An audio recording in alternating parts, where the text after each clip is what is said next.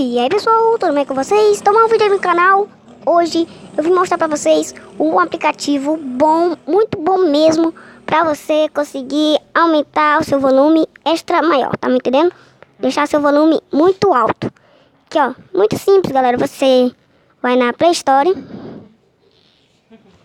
vai aqui, peraí, deixa aqui, aí você aperta na pesquisa que você bota volume, ó, já aparece, volume booster. Deixa carregando. Não é o primeiro, peraí, deixa eu ver se eu acho aqui. Achei, galera. Peraí, deixa eu dar uma carregadinha aqui pra você comer, pra vocês verem como é a capa dele. É volume booster plus. Isso. Ó. Muito bom, galera. Ele aqui, ó. É esse daqui, ó.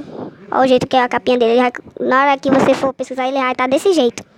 Você abaixa, né? Aí você aperta em abrir. Volume booster plus, galera. Não se esqueçam. Tá aqui carregando alguma coisa. E parece que precisa de internet pra usar ele, eu acho. Aqui é propaganda. Tem muitas propagandas aqui. Tem muitas propagandas aqui. Pera aí, deixa coisa aqui. Bora, filho de Deus. Galera, tá demorando muito. Pronto. Ou você aperta em voltar, ou você aperta em close. Eu vou apertar em close. Você aperta em start. Ele que é besteira, não sei falar em inglês, né? Mais ou menos. Nexus, Nectar e Nectar de novo. Aí você aperta em booster. Boost. Aí deixa carregando um pouquinho. Não vou pausar porque é bem ligeiro, galera. Bem ligeiro mesmo. Finalizando. Pronto. Ai, fela da arrombada. Meu Deus, que susto. Ao deve-se volumes. Have been increased at B. 23%. Aí dentro. If this app has... Pronto, só isso. Você pode voltar aqui, ó. Vai estar as coisas super mega alto.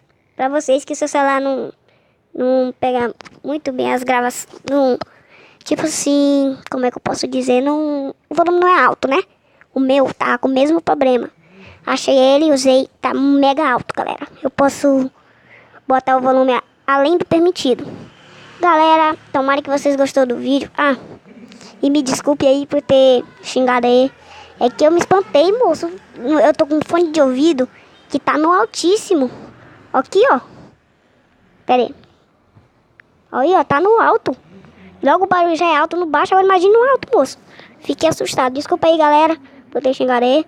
E tomara que você gostou do vídeo. O aplicativo é esse, ó. Volume booster. E fui.